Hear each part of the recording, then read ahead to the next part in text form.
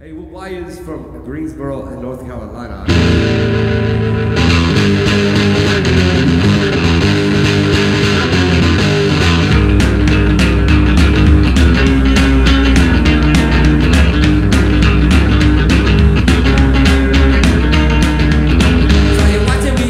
So as I was saying, when I first got this jacket, it did have some soiling, primarily around the sleeves. It was kind of a dark brown color that filled the perforations. All I did was I took my nylon bristled scrub brush and made very small circles, right, in and around that area, and eventually whatever was in those holes got worked out. There was a couple holes that seemed to be a little bit harder to scrub clean than others. I got a washcloth, made it damp, set that on the leather, let it soak for about 5 minutes to get whatever was in there kind of moist, and I came back, did some more circles again, and I was able to clean all that whatever it was out of those perforations. Worked out real well. I suppose if it was something really hard stuck in there, you could get a pencil or some type of a small metal, maybe a dental tool, and pick that stuff out of those holes. But the scrub brush, working and with a decent amount of pressure in small circles, got that out great. Did not mar the finish. So I went over the whole coat, got out all those soil marks, and I realized at that point that the leather was really quite dry compared to what I was used to with my field shoe. Like I said, I've had this jacket probably for 7 or 8 years, and probably twice a year I would condition the leather. It is a nice heavy leather, but all leather needs to be taken care of, or otherwise it will dry out. And I've kind of gotten used to the suppleness of this coat over the years, just because it's been conditioned so many times. So I wanted to get this jacket broken in. It was used, so it had a little bit of break into it, but I said it felt dry and stiff. So the first thing I wanted to do was get some oils back into it. The product I use for that, okay, is this. It's a Montana Pitch Blend Leather Oil and Conditioner. I've had this bottle for probably 4 or 5 years. It lasts quite a while. It doesn't take very much. You put it on a soft cloth, a cotton cloth, an old wash rag, a diaper, whatever it is, and just start wiping it in. And go over the jacket and over the jacket and all the areas. And it may sit and pool up on the surface at first, and don't worry about that. If it doesn't seem to be absorbing, let it sit. It'll absorb in typically overnight. This jacket though, it absorbed in almost right away. Within 15 minutes of me conditioning this jacket, it was completely soaked in and dry. So I went back and I did another separate application. Again, that's the Montana Pitch Blend Leather Oil and Conditioner. You go to their website, Montana Pitch Blend, and you can order this stuff that comes even in bigger bottles than this. So I got that all oiled down, let it sit overnight again. So that's already it. So it's now had 2 coats of conditioning on it. And the leather conditioner oil tends to soak in really well. For the 3rd coat, I went to really what is my standby product, which is another Montana Pitch Blend product, which is leather dressing. Montana Pitch Blend water repellent leather dressing. I use this on my boots, on my coats, and my pants. And instead of being an oil, they take the product, right, and put it into a beeswax paste. And you can see this is a, I don't know, what is it, 2-pound tub?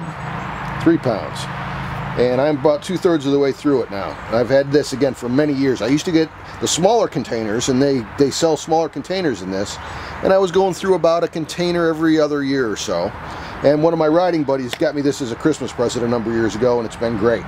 A trick to this, because I like to take some with me on the road as well, is save your old Altoids tins. You can scoop some of this out of here, put it in an Altoid tin, seal that up in a Ziploc bag, make sure you put it in a Ziploc, and stick it into your saddle bags or your tool bag or whatever. That way if you run through a rainstorm or something, you can retreat your leather right away if you need to, even out on the road. But the thing about this product is it does have a wax in it as well as just the oil. Get your leather good and moisturized first, okay? Then, once you do that, I come back and I use the Pitch Blend leather dressing. And notice when I pull it out of my hand, It's kind of soft. It has almost the consistency of maybe butter, right? A butter that's been sitting out on your counter for a while. And when I first started using this stuff, I put it on with a cloth, just like I did with the oil. It doesn't work great. You end up just smearing it all over the surface of the product that you're treating, whether it's the pants or your leather saddlebags or your jacket, and it doesn't really ever soak in right. So what you want to do is get a glob of it in your hand, okay, and let it soften up in your hand. And you rub it in with your fingertips, not with a cloth. Your hand is warm enough that it melts the waxes in the product, right? And you just rub it in. And you can see that it just disappears right into the leather. If you put it on too heavy, or you don't get it soft enough, right? Let's say maybe you've been storing it in your basement at 60, 65 degrees, that wax hasn't softened up yet, it will clog the pores on some of this perforated leather stuff. So make sure that you come in with your hand, and you notice now, right, it's kind of got a little bit of a sheen to it, but that whole product is soaked into that leather. You let that sit, again, overnight, you come back in the morning, and that will be completely kind of glazed over. The garment will have a little bit of a waxy feel to it. You can buff that if you want with a soft cloth or a nylon bristle brush, but I typically don't even do that. I just put it on and start wearing it, and within a day or so that waxy feeling is gone, but the protection is still there. A really, really great product. Like I said, I use it on my leather jackets, my leather pants, and my boots particularly. I'll even use the leather on some of my leather furniture in the house that have been sitting in the sun and it starts to get a little bit dried out. So really good stuff. Montana Pitch Blend. The other product that I've got and I use on my black leather particularly is if it gets a scuff or a scrape where the black has kind of worn away, is I'll use the Doc Bailey's Leather Black. That's got a dye in it, so it brings that black color back, and it's also got a protectant in it to waterproof. I did not have to use that at all on this coat. There weren't any scuffs that were that significant that I had to use it. I usually, probably the most common place I use this is on the toes of my all leather boots. That seem to be the area that gets scuffed the most. But the Doc Bailey's, let that soak in overnight, and then I'll come back and right over the top put some of the Montana Pitch Blend product. So I did that all over, and you'll see in just a couple spots like this one right here, I've got a little bit of the waxy buildup that I talked about. I didn't let it get warm enough when I put it on initially. So what I can do to fix that is, again, go back to that soft bristle, nylon bristle brush. I'll put my hand inside it and put a cup underneath there so that the bristles have some place to go through when they poke through. And I'll just come in here and I'll do small circles until all that wax is poked and removed from the holes in that perforated leather. And it works great. Okay? You can see there, right? In just 10-15 seconds, all gone. Like if I want, I can come back and just take my hand that's still got the oils on it from last time, re-rub that in to make sure I've got good coverage right on that spot. The place that didn't soak in quite as well was along the band. I had some standing oil here on the back for a while, but I let it sit for another day, so 2 full days, and that did all soak into this the back of the leather belt section. And if you feel it now, it feels twice as soft as it was when I got it. And over the rest of the summer, I'll probably treat this 1 or 2 more times, and it's going to be glove leather soft by the end of the summer.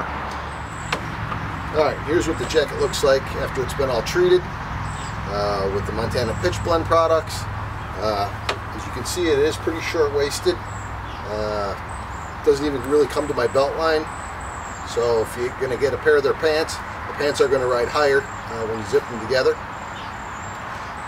But the sleeves of the great zipper at the bottom, they come in, they're really tight. I do notice that my right arm is much tighter in the sleeve than my left arm. That could just be a function of my wrist diameter. I haven't actually gone and measured that. Or if the jacket is uneven on both sides, I'm not really sure. You can see it's got the nice armor, both in the elbows, the forearms, and in the shoulders. Provides a little bit high in the back, right? But other than that, real happy with the fit of the jacket. It's nice, snug fit, just how it should be. Remember, if your jacket's too big, that armor can move around, and it's not going to be where you want it to be in case of a crash. So make sure you get the right armor, the right size jacket, so your armor stays in place. Come back next time. I'm going to talk about the helmets that I've chosen, my replacement gloves, and we'll talk about some boots as well.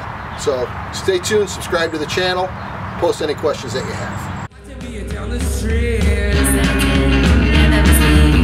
will you take me to get some